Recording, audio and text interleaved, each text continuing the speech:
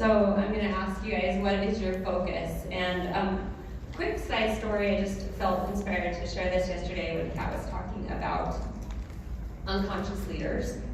About 10 weeks ago,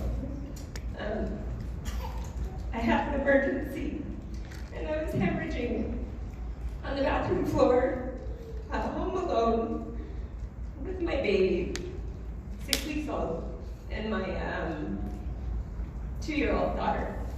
And I went unconscious on the floor, bleeding to death, essentially.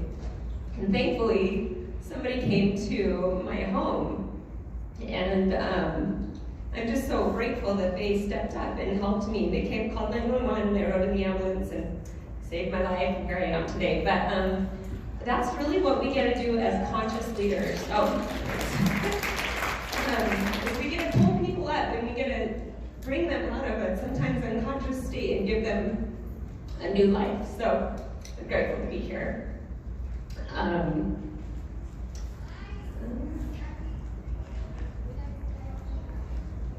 Okay.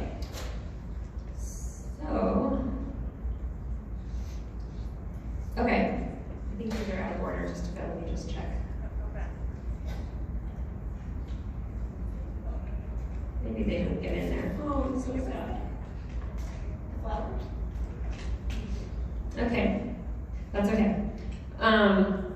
So 16 years ago, I was dating my husband, and we were at a park, and I asked him a question. I said, hey, what if you had a kid that maybe just went against everything you've ever taught him and all of your belief systems? And he said, I couldn't handle it.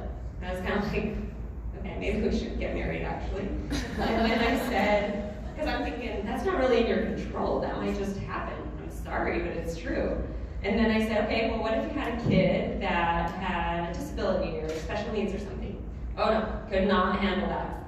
And I thought, oh my gosh, let's change the subject. And he must have been charismatic enough to where I decided to marry anyways, and I'm so glad I did. We've been married 15 years. And about 6 months into our marriage, we went to our first ultrasound appointment. We were excited to find out if we were having a girl or a boy. But what we came home knowing was that we were actually having a child with special needs. I think my husband freaked out, and I certainly did. And I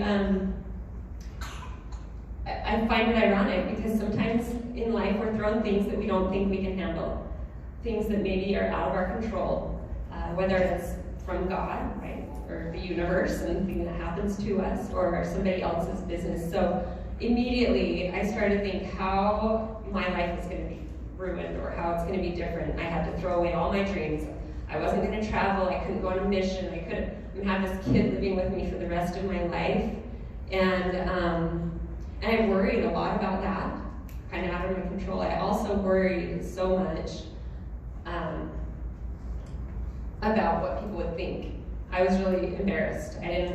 We were actually living in my husband's family's basement, and we didn't have a place to go. We didn't want to go home and have to tell them that we were going to have this sad news, and we didn't want to see their reactions. And so we went up to the mountains and cried for a few hours, and then finally got brave enough to go back and face reality. And we shared with them that, and this is where my really good slide comes in, and maybe it'll pop up later at the end, but it's a picture. I'll just describe it to you. A picture of a field full of daisies. They're all dead, but there's one that's popping up, beautiful. My mom took that picture a week after my daughter Brooklyn was born with Down syndrome, and it really signified to me how it's okay to be different. It's okay if we don't all look the same, and we can just shine where we're at. And that made me stop and realize and ask myself to really kind of just think, is what other people think in my control? Or can I just go ahead and is that serving me? Or is there something I can change in my mindset to recognize the gift that I have been given? And I remember so many people, or one person told me when she was first born, she said, you're going to meet some of the most amazing, incredible people in your life because of her. And because of Brooklyn is why I'm actually here today as a coach, one of the main reasons. So I lost my weight about 8 years ago, 30 pounds in 3 months, doing a nursing moms program, and I am a registered nurse also, and I loved the science behind the program, and I knew that it was worked, and I decided I needed to share it with people, and that's why I became a coach. But one of the major factors in that too was my family. My daughter Brooklyn, who's now 13 years old, because of her physical diagnosis and her cognitive abilities, she's way more likely to be obese or gain weight than the average person. So I thought, if I can learn something to help her and the rest of my family, great. Like, sign me up, and I decided to coach. So I've been helping her, and I'm not sure if there's a picture of her. Okay, I'm so sorry. Yeah. Yeah? Yeah. Okay.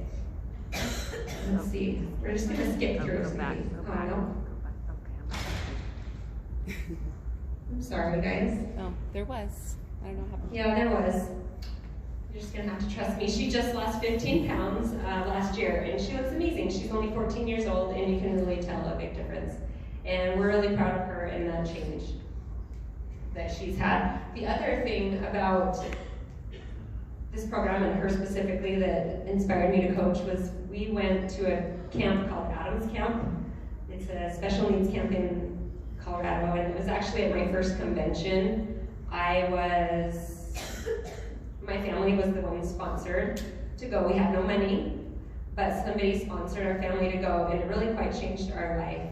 It cost thousands of dollars to be able to go to this camp. And when I was there, I actually had to leave early to make it to my first convention because I had just started coaching. But when I was there, I thought, when I become a global director, I'm going to sponsor somebody to go to that camp. So it was very fun for me when I hit global to sponsor another family to go to that camp and hopefully change their life. So it's fun how things tie in. And when you take the focus off of worrying and stressing about things you can't control, and you hone it into things that you can control, it makes life a little bit more fun and a lot less stressful.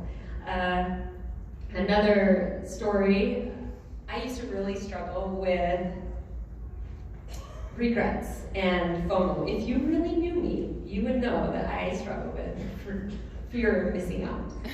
Or if you really, one thing I wouldn't want you to know about me is I used to struggle a lot with regrets, and led to a lot of anxiety for me. And I came across this poem that I used to read every day until I had it memorized. So it's a quote, I guess. Promise yourself to be so strong that nothing can disturb your peace of mind, to make friends feel that there is something inside of them. Look on the bright side of everything and make your dreams come true. To think the best, to forget the mistakes of the past, and to press into other things. To give so much time to improving yourself that you don't have time to criticize others. To be too large for worries, too strong, too noble for anger, too strong for fear, too happy to permit the presence of trouble. To think well of yourself and to proclaim this force to the world, not in loud voices, but in great works. And that's by Jane Z. Talmage. And I really tried to take those thoughts and words and suggestions into my life, and it helped me, because when we feel out of control, we can't serve as well. And let's see. I was just going to wrap up with